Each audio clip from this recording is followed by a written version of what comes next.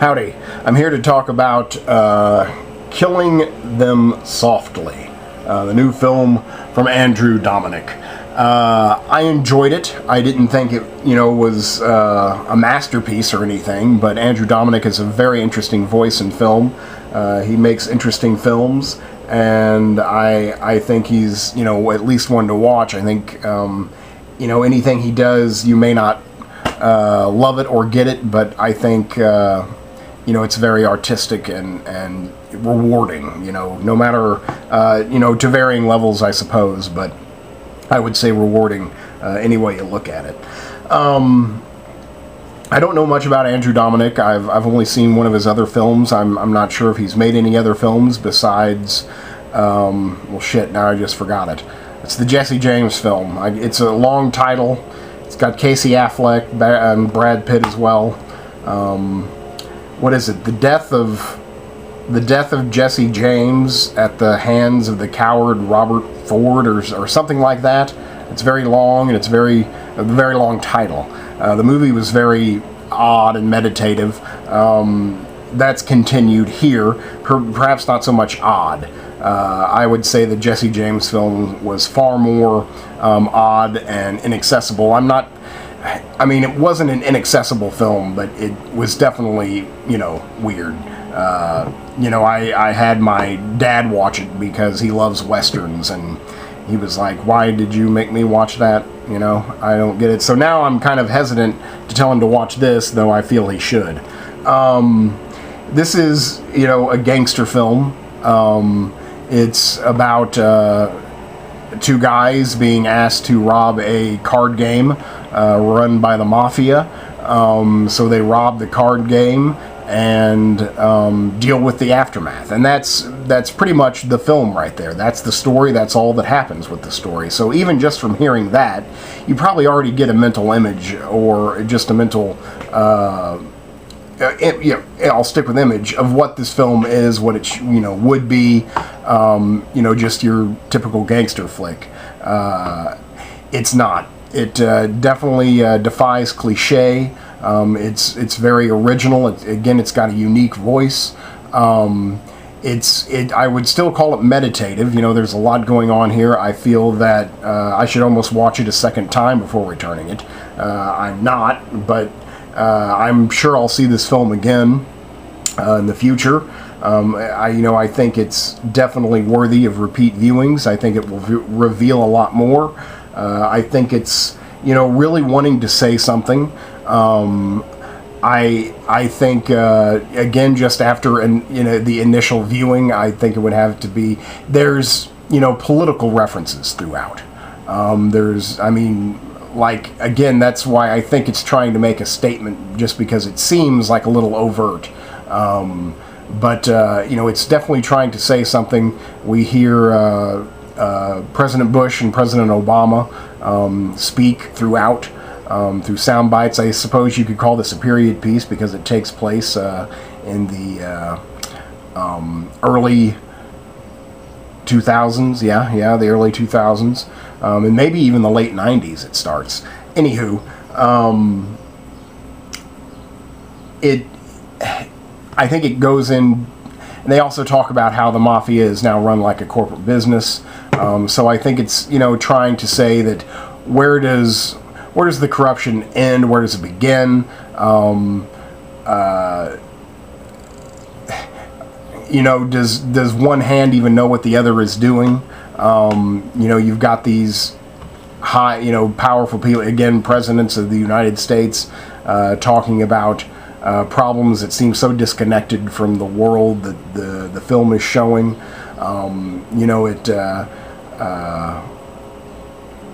Again, these are just all just thoughts that, would mature after viewings, but again, I think it's making some direct, correlations between corruption and evil. Just like why is going to war, for lies, generally accepted, where, what is happening on a small scale here, just these murders. that's frowned upon. You know, that's what we hunt down. That's what we try to eliminate. Again, those are just kind of thoughts I had about it. I think I would definitely need to see it again, you know. And again, I think it's a film that deserves repeat viewings. I think it's, and I think you can. I think you can watch it. I was a little hesitant because someone I trust told me that this was a terrible film, and he's the type of guy that sometimes when he tells me a film is, you know, terrible, it almost excites me as much as him telling me a movie is awesome. You know, it's like, I respect his taste, but it's, you know, slightly skewed from mine. So when he tells me a film is absolutely terrible, it's like, maybe I should see that and argue with him. And that's exactly what I did here, because I enjoyed it. He shot back that it's, well, he called the film horrible, so he just sticks with horrible. But he called the film soft. And I can't argue with that. Again, just, you know, from the front of the box and telling you that it's a gangster film, you know, Goodfellas probably jumps to mind. And, you know, this is not a Scorsese film. This is not a Scorsese gangster film. And that's probably, you know, what jumps into your mind. And compared to Scorsese, it is soft. You know, it's a thinking man's film. Again, it's meditative. There are times when people aren't talking, you know, and they're just staring and thinking, and we're watching them think. Sometimes we're just watching, and that's kind of why I want to watch it again, is because sometimes there were visual things that happened that I thought that in hindsight I should have been paying closer attention to. Not in terms of the story. Again, the story is very simple, but the theme, the message, I think, is complex, and that's kind of what I wanted to get into more. All the acting is very good. Let's see, I'll go through the cast. You know, Mr. Pitt is right there on the front. I think he was also a producer. He's really behind Andrew Dominik. Again, he was Jesse James in the Jesse James film he did. Let's see here. We've got Brad Pitt, Richard Jenkins, James Gandolfini, Tony Soprano, Ray Liotta, Scoot McNairy, Ben Mendelsohn, Vincent Curatola, Max Casella, Trevor Long, Slaine, not sure who that is at all, and Sam Shepard. Some familiar names, lots of familiar faces in the film, lots of good character actors. All the acting is really good, and all the characters really well written. You know, I guess there are three main characters and probably two satellite characters who seem to be just kind of, you know, not as in-depth, and that's Ray Liotta. Ray Liotta is just kind of got to be the sleazy, you know, can't trust him, card shark, or I don't know what you'd call him. And then Richard Jenkins, who is the, again, I think that, again, it ties in with that corporate message. He's kind of a businessman who separates whatever, I guess the head of the mafia, you know, the people who do the orders, the bosses, and then the underlings, the people who actually do the dirty work and get the blood on their hands. I mean, I guess those two characters are not like totally fully fleshed out. They definitely serve a purpose, but the two, they keep on calling them kids. They don't look like kids to me. The two kids who rob the card game and Brad Pitt are their three main characters, and they definitely seem fully fleshed out. Very well shot. It's actually beautiful. You know, it looked like every frame, you know, could be paused, and, you know, looks like a finely composed work of art, painting. Looked really good. Beautiful visuals. The cinematography is, you know, it's just very well lit. You know, some of the times there's you know, lighting effects to simulate the experience of being intoxicated on drugs.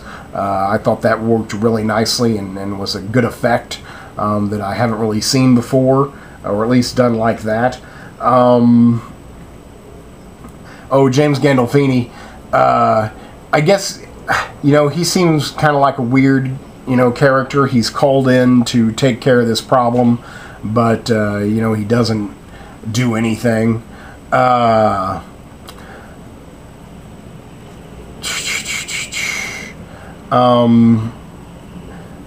I mean, I'll give it a 7. I don't even know if I've said the rating yet. I'm giving it a 7. I think it's worthy of a solid 7. Definitely worthy of repeat viewings. Good performances, well directed, stylish, well written. It's got something to say. You know, it's weird. I enjoy weird movies. It's not too long. You know, sometimes weird movies can go too long. This is definitely, you know, not that. I don't know. I enjoyed it. I thought it was a good watch. I think I've said all I've got to say about it. I definitely recommend it. I think it's very interesting. Especially, I guess, it's based on a novel. There we go. We can talk about that. Based on the novel, Kogan's Trade. Yeah. That's interesting. I just see that the smoke of the gun on the back of the box here makes a $, and that's another prevailing theme is money and the corruption of money. And, you know, we're just all doing everything we do for money. I don't really know what else to say. You know, I enjoyed it. It was an enjoyable watch. And I hope to see it again someday just to, you know, again, absorb some of the message more and see if I can't, you know, take a better crack at it. So there you go. That's Killing Them Softly. And I give it a solid 7. Thanks much.